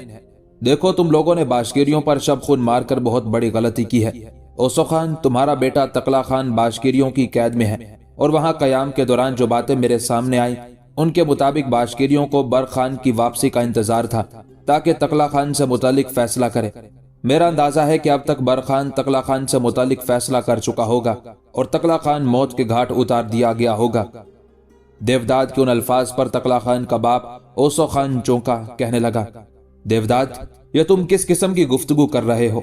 دیوداد کے چہرے پر تلخ مسکراہٹ نمودار ہوئی، کہنے لگا، دراصل سچی باتیں کچھ ایسی ہی اجنبی اور انوکھی سی لگتی ہے۔ اوسو خان، میں تم سے کوئی چیز چھپاؤں گا نہیں۔ میرا اندازہ ہے کہ اب تک برق خان تمہارے بیٹے اور اس کے ساتھ گرفتار ہونے والے قاسقوں کو موت کے گھاٹ اتار چکا ہوگا۔ اوسو خان چونکا اور کہنے لگا، اگر برق خان نے ایسا کیا تو ہمارا اس کے ساتھ زندگی بھر کا بیر پڑ جائے گا۔ دیوداد کہنے لگا، اگر ایسا ہو جائے گا تو برق خان کی ذات پر کیا فرق پڑے گا؟ جواب میں اوسو خان بے پناہ غصے کا اظہار کرتے ہوئے کہنے لگا، پہلے تو ہم خود اس پر ضرب لگائیں گے۔ اگر ہم اس سے انتقام لینے میں کامیاب ہو گئے تو یہ ہماری خوش قسمتی ہوگی، اور اگر ہم برق خان کو اپنے سامنے زیر نہ کر سکے اور ہمیں پسپائی و ناکامی کا منہ دیکھنا پڑا تو پھر ہم روس کے بادشاہ سے رابطہ قائم کریں گے۔ اس سے کہیں گے کہ ان ترک قبائل ہی نہیں، شیوانی خان کی صورت میں قائم ہونے والی قوت بڑی تیزی سے پھیلنی شروع ہو گئی ہے، اور ان قریب روسیوں کو بھی ایک دائرے کے اندر مقید کر کے رکھ دیں گے۔ میرے خیال میں میرے ان الفاظ کے جواب میں روسی ہماری مدد کرنے پر تیار ہو جائیں گے، اور جب ایسا ہوگا تو میرے بھائی یاد رکھنا، مسلمان قبیلوں کے جنگجوؤں کو ہم پامال کر کے رکھ دیں گے۔ یہاں تک کہنے کے بعد اوسو خان جب خاموش ہوا تب دیوداد بولا اور کہنے لگا، تم لوگوں نے باشکیریوں پر شب خون مارنے کی ابتدا کی۔ تم یہ بھی جانتے تھے کہ اس سے پہلے اونق خان اپنے قبیلے کے جنگجوؤں کے ساتھ ایک رات باشکیریوں پر حملہ آور ہوا تھا۔ باشکیریوں کو اس نے بے پناہ نقصان پہنچایا تھا۔ تم سب کو یاد ہوگا کہ میرے بیٹے اونق خان کے اس شب خون کے نتیجے میں برق خان کے ماں باپ، بھائی بہن مارے گئے۔ اب تک برق خان چپ تھا، حالانکہ اس سے پہلے اونق خان زیادتیاں کرتا رہا۔ یہ مسلمان قبائل ہی نہیں، دوسرے قبائل پر بھی حملہ آور ہوتا، اور اس کے ساتھ جو اس کے تحت کام کرنے والے لشکری تھے وہ بھی اسی کی طرح غیر ذمہ داریوں کا مظاہرہ کرتے رہے۔ مسلم قبیلوں کی لڑکیاں اٹھا کر اپنے ہاں لے آتے تھے اور پھر کہتے تھے کہ تیغ زنی کا مقابلہ کرو۔ اگر مقابلہ جیت گئے تو لڑکیاں واپس کر دی جائیں گی، اگر نہ جیت سکے تو لڑکیاں قاسقوں کی ملکیت ہوں گی۔ یہ ایک ایسا گھناؤنا اور برا فعل تھا کہ قدرت کی طرف سے اس کی سزا تو ملنا تھی، سو خوب ملی۔ ایک ہمارا کردار تھا کہ ہم مختلف قبائل کی لڑکیاں اٹھاتے رہے اور ان کے جوانوں کو پکڑ کر غلام بنا کر بیچتے رہے۔ ایک برخان کا بھی کردار ہے، جب اس نے ہمارے قبیلے پر شب خون مارا تو کسی بچے، کسی بوڑھے، کسی عورت پر اس نے ہاتھ نہیں اٹھایا، جبکہ ہم اس سے پہلے بچے، بوڑھے اور عورتوں سب کو موت کے گھاٹ اتار دیتے تھے۔ میرے عزیزوں، چاہیے تو یہ تھا کہ برخان ماضی میں ہماری طرف سے کی جانے والی کسی کارروائی کا انتقام ہم سے لیتا۔ اونا خان، تم نے اور تقلا خان نے یہ حماقت کی کہ تم نے باشکیریوں پر شب خون مارنے کی تیاری کر لی۔ پہلے بھی تم لوگوں نے باشکیریوں کو نقصان پہنچایا تھا اور برخان ابھی تک چپ تھا۔ میرے خیال میں تمہارے اس شب خون کی خبریں پہلے ہی برخان تک پہنچ گئی تھی، لہٰذا جب تم باشکیریوں پر شب خون مارنے اور ان کے اندر لوٹ مار کا بازار گرم کرنے کے لیے گئے تو وہاں تمہیں کچھ نہ ملا۔ وہاں صرف مسلح جوان ہی بیٹھے ہوئے تھے جن کا تعلق مسلمانوں کے مختلف قبائل سے تھا۔ وہ تم پر ایسے انداز میں حملہ ہوئے کہ تمہیں شکست اٹھا کر بھاگنا پڑا۔ یہ بھی سوچو کہ جس وقت باشکیریوں کے قبیلے پر شب خون مار رہے تھے تو عین اسی لمحے برخان ہمارے قبیلے پر شب خون مارتے ہوئے ٹوٹ پڑا تھا اور اس نے ہمارے ان گنت جنگجوؤں کو موت کے گھاٹ اتار دیا۔ یہ شب خون اونا خان تمہیں اور تقلا خان کو ہرگز نہیں مارنا چاہیے تھا۔ پہلے تم جب چاہتے تھے مسلمانوں کے قبیلوں پر چڑھ دوڑتے تھے، اس لیے کہ برخان ابھی تک لوگوں کی نگاہوں میں نہیں آیا تھا۔ اب باشکیری ہی نہیں، دوسرے قبیلے کے جنگجو بھی برخان پر جان چھڑکتے ہیں اور انہیں اب یہ یقین ہو گیا ہے کہ ان علاقوں میں سرگرداں سارے قبائل میں سے کوئی بھی تیگ زنی اور طاقت و قوت میں اس کا مقابلہ نہیں کر سکتا۔ شب خون مارنے سے پہلے تم نے قبیلے کے لوگوں سے مشورہ ہی کر لیا ہوتا۔ دیکھو، اپنے قبیلے میں لے جا کر جو عمدہ اور بہترین سلوک برخان نے میرے ساتھ کیا، اس کی مثال کم از کم ہمارے سارے قبیلوں کی تاریخ میں نہیں ملتی۔ میرا دل کہتا ہے کہ اب ہم میں سے جو بھی برخان سے ٹکرائے گا اس کے مقدر میں ناکامی، شکست اور ذلت کے سوا کچھ نہیں پڑے گا۔ یہاں تک کہنے کے بعد دیوداد جب خاموش ہوا تب اونا خان بولا اور کہنے لگا، بابا، آپ کس قسم کی گفتگو کر رہے ہیں؟ ہم ایک بار اپنی طاقت و قوت کو خوب استوار کر کے مسلمان قبائل سے نبرد آزما ہوں گے، اور مجھے امید ہے کہ جب کوئی نئی جنگ مسلمانوں کے خلاف جمے گی تو فتح اور کامیابی ہماری ہی ہوگی، اور اگر اس کے باوجود بھی تمہیں فتح نہ ہوئی، کامیابی حاصل نہ ہوئی تو پھر؟ اونا خان نے مسکراتے ہوئے اپنے باپ کی طرف دیکھا، پھر کہنے لگا، میرے باپ، آپ کی آمد سے پہلے ہم ایک بہت بڑا فیصلہ کر چکے ہیں۔ اگر اس بار بھی ہمیں مسلمان قبائل کے خلاف کامیابی نہ ہوئی تو پھر ہم روس کے بادشاہ سے رابطہ قائم کریں گے، اس سے کہیں گے کہ ان علاقوں میں ترکوں کے مختلف قبائل باشکیریوں کے تحت کام کرتے ہوئے ایک زبردست سلطنت قائم کرنے کی کوشش کر رہے ہیں، اور اگر روس نے بروقت ان کے خلاف کارروائی نہ کی تو یہ ترک روس کے علاقوں کے لگ بھگ چھاتے ہوئے اس کے لیے خطرہ ثابت ہوں گے، اور روس میرے خیال میں ہماری مدد کرنے کے لیے تیار ہو جائے گا، اس لیے کہ بہت سے کاسے کالمک جنگاری اس وقت بھی روسی حدود کے اندر رہتے ہیں اور جن سے ہمارے پہلے سے روابط ہیں۔ ان کے ذریعے بھی ہم روس پر دباؤ ڈالیں گے کہ وہ مسلمانوں کے خلاف ہماری مدد کریں، تاکہ ان میدانوں میں مسلمان حکمرانوں کا خاتمہ کر کے وہاں ایک مضبوط مستحکم حکومت قائم کی جائے، تاکہ آنے والے دور میں جب کوئی دشمن وولگا کو عبور کرنے کی کوشش کرے گا تو ان میدانوں میں جو ہمارا لشکر ہوگا اس کی راہ روکے گا۔ اونا خان جب رکا تب دیوداد انتہائی تنزیہ، غصہ اور غضبناکی میں اونا خان کو مخاطب کر کے کہنے لگا، اونا خان، ہوش کے ناخن لو۔ اگر روس نے ان مسلمان قبائل کے خلاف کارروائی کی تو میرا دل کہتا ہے کہ وہ کامیاب نہیں ہوگا، اس لیے کہ شیبانی خان بڑی تیزی سے طاقت اور قوت پکڑ رہا ہے۔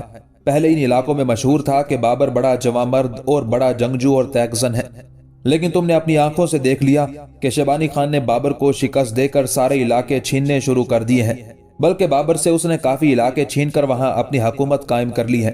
اس وقت بخارا اور سمرقند جیسے شہر شیبانی خان کی عملداری میں شامل ہو گئے ہیں۔ یاد رکھنا، شیبانی خان بڑی تیزی سے اپنی حکومت کو وسعت دینے کی کوشش کر رہا ہے، اور اگر روس تم لوگوں کی مدد کرنے کے لیے تیار بھی ہو گیا تب بھی میرے خیال میں شیبانی خان مسلمان قبائل کے ساتھ مل کر اسے شکست دینے میں کامیاب ہو جائے گا۔ اتنا کہنے کے بعد دیوداد جب خاموش ہوا تب اونا خان کہنے لگا، شیبانی خان کیسے کامیاب ہو جائے گا؟ روس کے پاس اتنے بڑے لشکر ہیں، اگر وہ اپنے لشکر کا ایک حصہ بھی بھیج دے اور وہ مسلمان قبائل سے ٹکرائے اور ایک طرف سے ہم سب قبائل بھی متحد ہو کر مسلمانوں پر ٹوٹ پڑے تو پھر ان میدانوں میں کوئی ایک بھی مسلمان رہ نہ سکے گا۔ جب تک اونا خان بولتا رہا دیوداد اسے کھا جانے والے انداز میں دیکھتا رہا۔ جب اونا خان خاموش ہوا تب کہنے لگا، اونا خان، تم لوگ یہ کہتے ہو کہ اگر تمہیں مسلمان قبائل کے خلاف کامیابی حاصل نہ ہوئی تو تم روس کے بادشاہ سے مدد طلب کرو گے۔ تم اس مسئلے کا صرف ایک پہلو دیکھ رہے ہو، दूसरे पहलू पर तुम्हारी नजरें नहीं है, मगर वो पहलू मैं देख रहा हूं।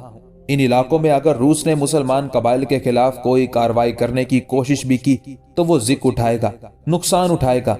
अगर रूस ये समझकर मुसलमान कबाइल पर चढ़ दौड़े कि उनका कोई वाली वारिस नहीं तो कोई ऐसी बात नहीं है। इस वक्त करीमिया का तातारी हुक्मरान मुसलमान है। उस्मानियों की सल्तनत काफी मजबूत और मुस्तहकम हो चुकी है, और जब रूस ने मुसलमान कबाइल पर हमला किया और करीमिया का मुसलमान सुल्तान और उस्मानी तुर्कों का सुल्तान दोनों मुसलमान कबाइल की हिमायत में रूस के खिलाफ उठ खड़े हुए, तो याद रखना कि रूस की बदबख्ती की इब्तदा हो जाएगी, और हो सकता है कि इस सिलसिले में रूस को अपने कई इलाकों से हाथ भी धोना पड़े। लिहाजा ये उम्मीदें मत वाबस्ता करना कि रूस का बादशाह तुम्हारी मदद के लिए तैयार हो जाएगा और तुम्हारी खातिर वो मुसलमान कबाइल पर चढ़ दौड़ेगा। इस मामले पर वो बड़े गौर व फिक्र से काम लेगा।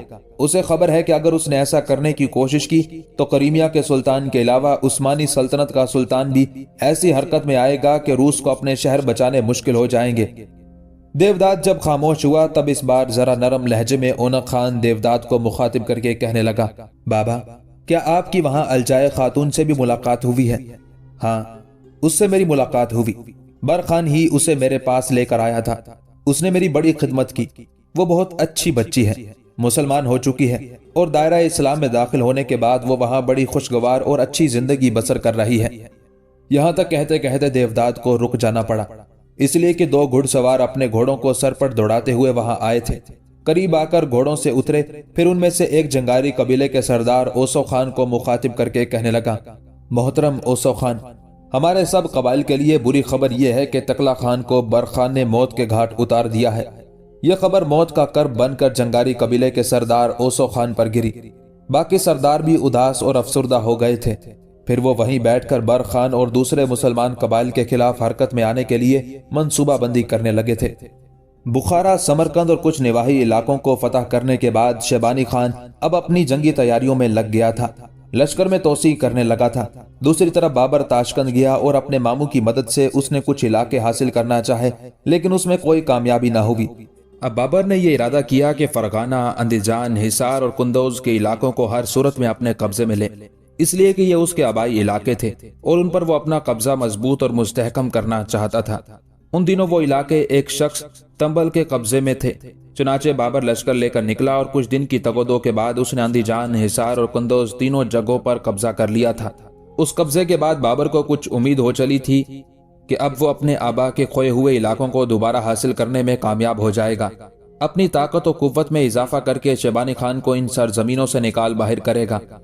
उन्हीं अस्करी तैयारियों के सिलसिले में बाबर एक रोज आजिर के इलाके की तरफ गया हुआ था कि अचानक शैबानी खान अपने लश्कर के साथ आंधी और तूफान की तरह नमूदार हुआ और वो तीनों शहर जो इससे पहले बाबर ने फतह करके वहां अपनी हुकूमत कायम थी, यानी अंदीजान, हिसार और कुंदौज, उन तीनों इलाकों पर शैबानी खान तूफान की तरह छा गया। तीनों इलाके उसने फतह करके उन पर कब्जा कर लिया। यह सूरत हाल बाबर के लिए बड़ी तशवीशनाक थी। अब उसे यकीन हो गया था कि वो शैबानी खान का मुकाबला नहीं कर सकता और अगर करेगा तो शैबानी खान उसे मौत के घाट उतार देगा।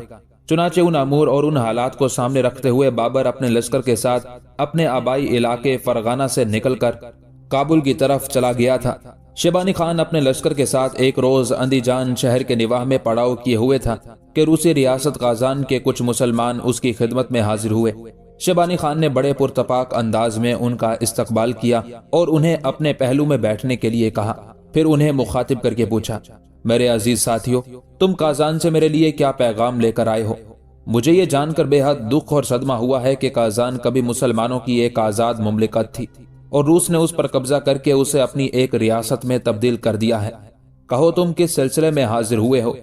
इस पर आने वालों में से एक बोल उठा, मोहतरम शैबानी खान, हम काजान की मदद के सिलसिले में ही आपकी खिदमत में हाजिर हुए हैं।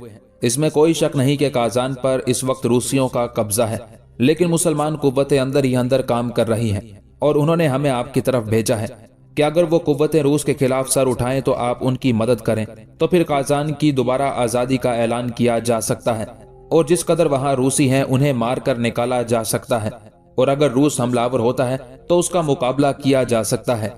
जवाब में शैबानी खान कहने लगा, मेरे अजीज भाइयों, मुझे तुमसे हमदर्दी है, लेकिन मैं अकेला फैसला नहीं कर सकता।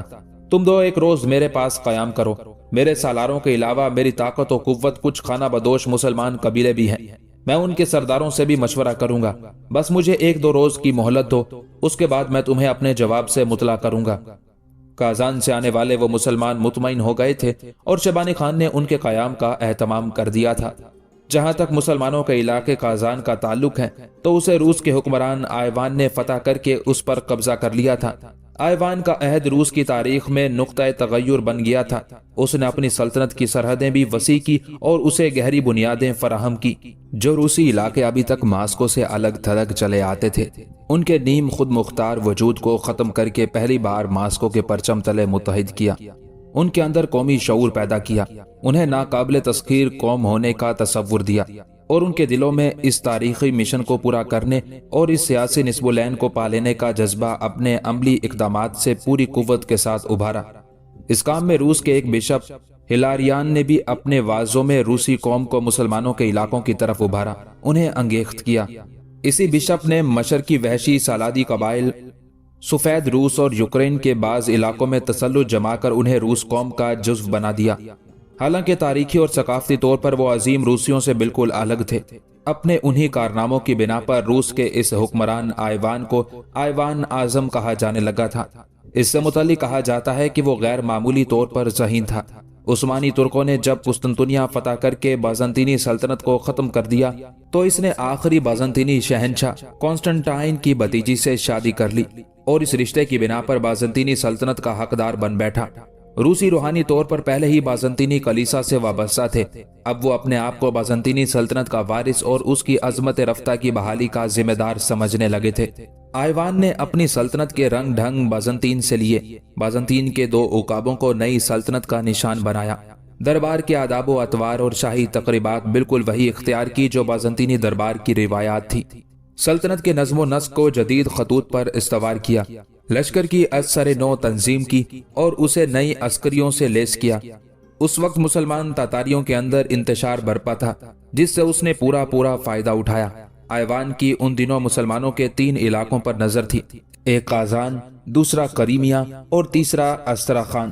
تینوں ریاستوں میں کازان اس کے حملوں کا بڑا ہدف تھا، اس لیے کہ کریمیا کے تاتاری بھی اس پر قبضہ کرنے کی بار بار کوشش کرتے رہے تھے۔ اس طرح کازان دوہرے دباؤ میں پس رہا تھا۔ ماسکو کبھی ان کے ساتھ کبھی استراخان کے ساتھ اتحاد کر لیتا اور کازان پر دباؤ بڑھا دیتا۔ اس کے علاوہ روس نے اپنے علاقوں کو اس قدر پھیلا دیا تھا کہ اس کی سرحدیں اب کازان کی سرحدوں کے اندر پہنچ گئی تھی۔ روس مسلمانوں کے علاقے استراخان اور کریمیا سے نمٹنے اور ان پر قبضہ کرنے سے پہلے اپنے مشرقی پہلو کو یورال کے پہاڑوں تک بالکل محفوظ کر لینا چاہتا تھا۔ چنانچہ ان حالات میں کازان روس کے حملوں کے مقابلے میں بالکل تنہا تھا۔ دراصل زوال پذیر معاشرے کا ایک پہلو نتائج اور عواقب کے لحاظ سے بڑا ہی تباہ کن ہوتا ہے۔ اس کی تخلیقی صلاحیتیں کند ہو جاتی ہیں اور سوجھ بوجھ کی قوتیں مفلوج، اور نہ صرف یہ کہ اپنے آپ کو بگڑتے ہوئے حالات میں سنبھالنے اور زندہ رکھنے کے لیے کچھ کر نہیں پاتا، کیونکہ اسے بگڑتے ہوئے حالات کا احساس تک نہیں ہوتا۔ وہ مثبت انداز میں سوچنے کی بجائے منفی نقطہ نظر اختیار کرتا ہے۔ وہ بالکل سامنے کی اور وقتی منفعت پر لپکتا ہے۔ لمحاتی دلچسپیاں اور عاجلانہ مفادات اس کے مرکز توجہ بن جاتے ہیں اور اپنے فکر و کردار کے دور رس نتائج کا اسے خیال تک نہیں آتا۔ وہ اپنے حقیقی دشمن اور سچے دوست کی پہچان تک کھو بیٹھتا ہے۔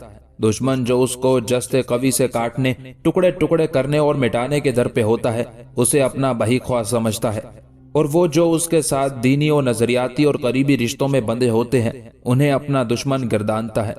اپنی بگڑی ہوئی سمجھ بوجھ پر انحصار کر کے عارضی طور پر مفادات پر اپنی قومی اور تہذیبی زندگی تک کو داؤ پر لگا دیتا ہے۔ بدقسمتی سے تاتاری اسی صورتحال سے دوچار تھے۔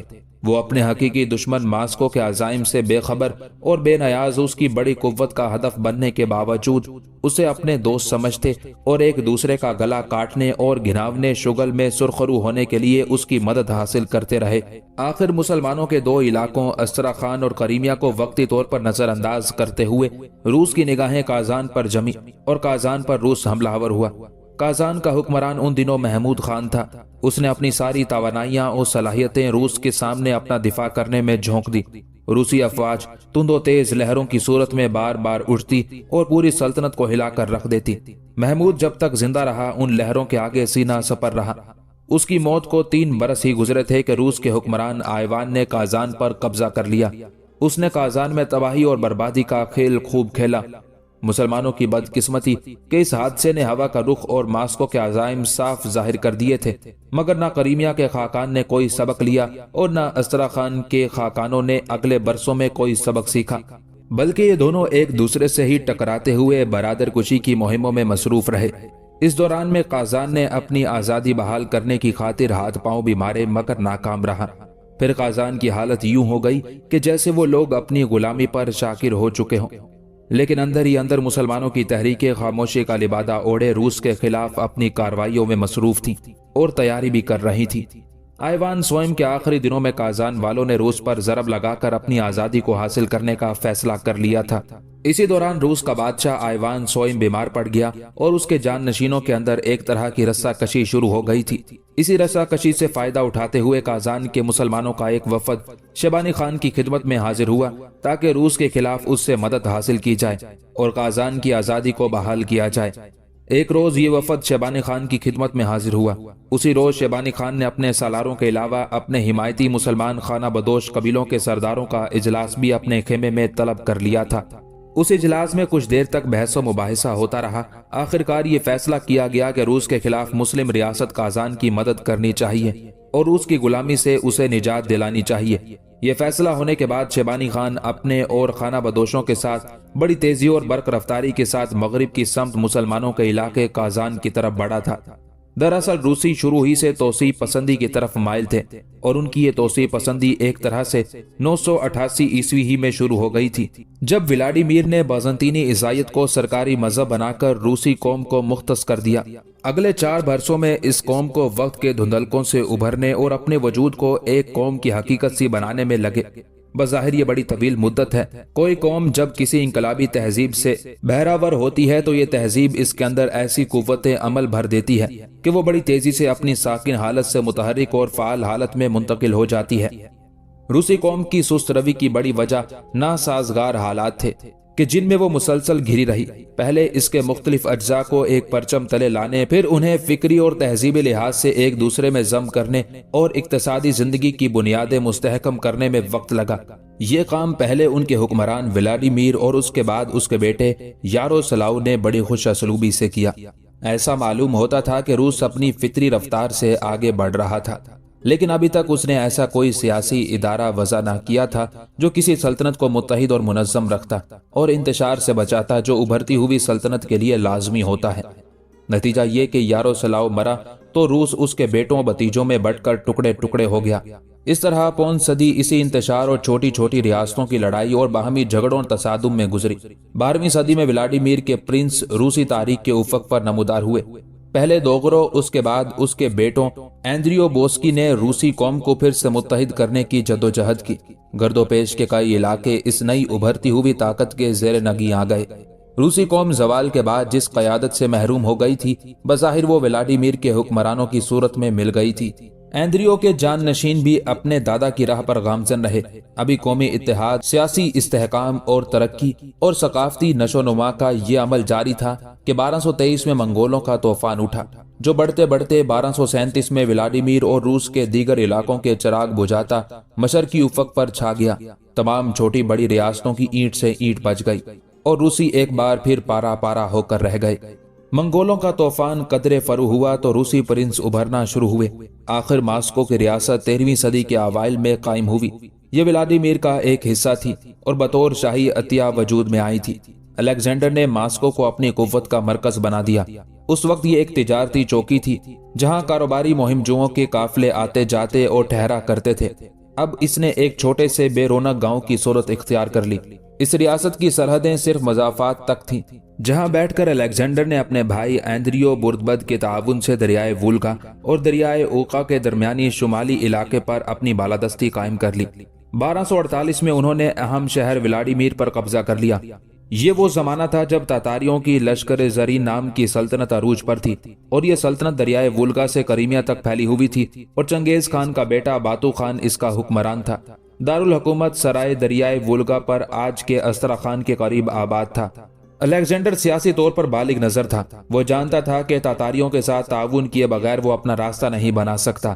اس نے عظیم تاتاری خاقان کے اطاعت کا کلاوہ اپنے گردن میں ڈالے رکھا۔ اور اس کے ساتھ مکمل تعاون کیا۔ اس پالیسی کا ہدف 3 امور تھے۔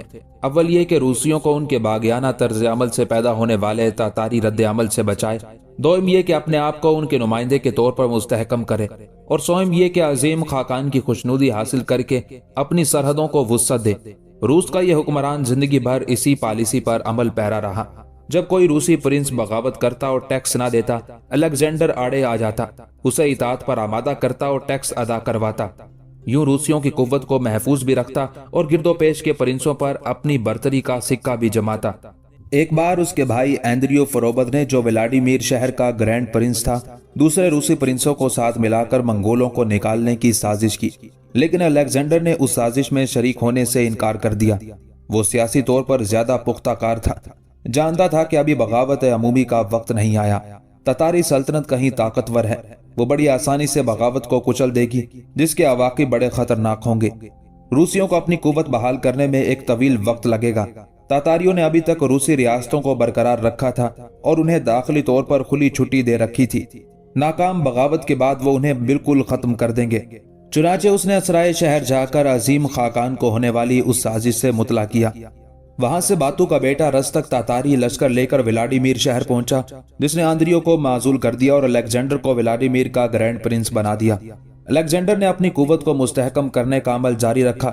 اس نے اپنی ریاست میں قلعے اور گڑیاں تعمیر کی اور شمالی روس میں پھیلے ہوئے اپنے حلقہ اثر کو وسعت دی۔ 1258 میں پھر بغاوت ہوئی۔ وہ بھاگم بھاگ سرائے پہنچا تاکہ انہیں تاتاریوں کی انتقامی کارروائی سے بچائے۔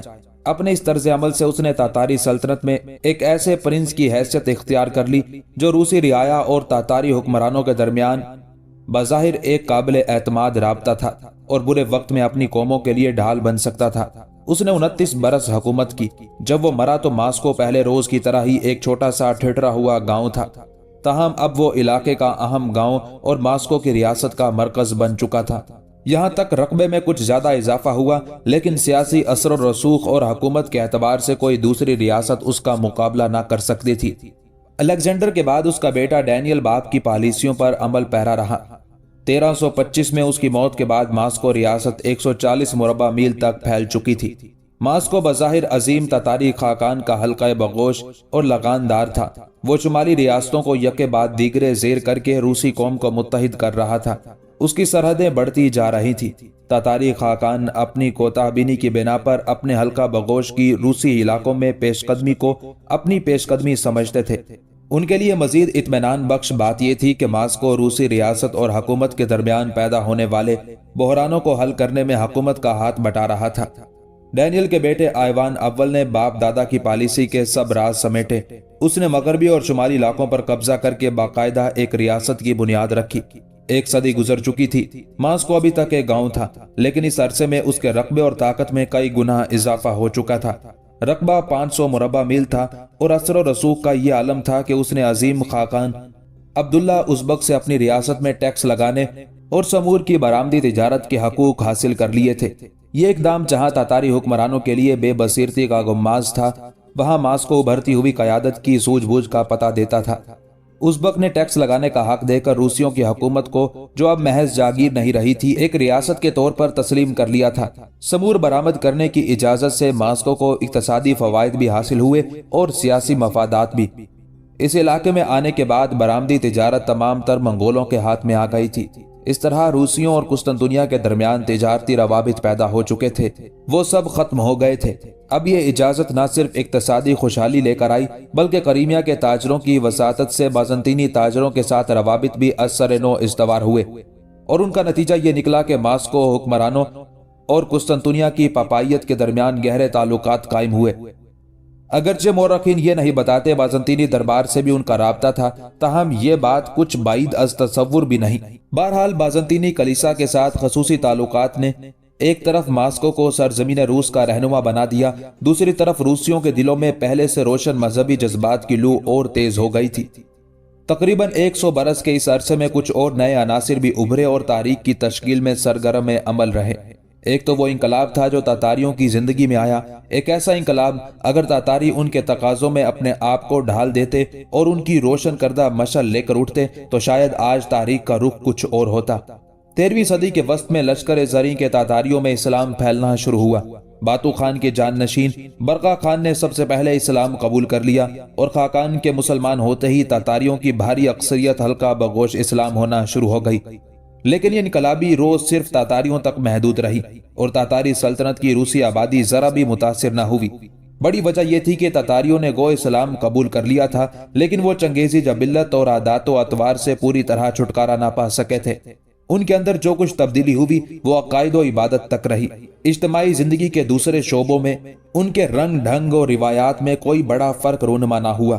غیر مسلموں کی نظر میں وہ جیسے غارت گر اور ظالم اور غیر منصف پہلے تھے ویسے ہی اب بھی تھے۔ عام تاتاریوں کی زندگی کچھ ایسی پرکشش نہ تھی کہ روسی ان سے متاثر ہو کر اسلام کی جانب کھنچتے۔ تبلیغ اسلام کی ذمہ داری علماء پر عائد ہوتی تھی۔ علماء جمود کا شکار تھے۔ مذہب ان کے نزدیک نماز، روزے اور عقائد تک محدود تھا۔ انہوں نے دوسرے ملکوں کے علماء کے برعکس غیر مسلموں کو نہ اسلامی تعلیم سے متاثر کیا اور نہ اپنے کردار اور تقوی سے۔ روسی زبان میں انہوں نے اسلام پر کوئی کتاب نہ لکھی۔ وہ مسلمانوں کو نماز روزے کی تلقین کر کے ہی خلق خدا کو راہ حق دکھانے کے فرض سے سبکدوش ہو گئے۔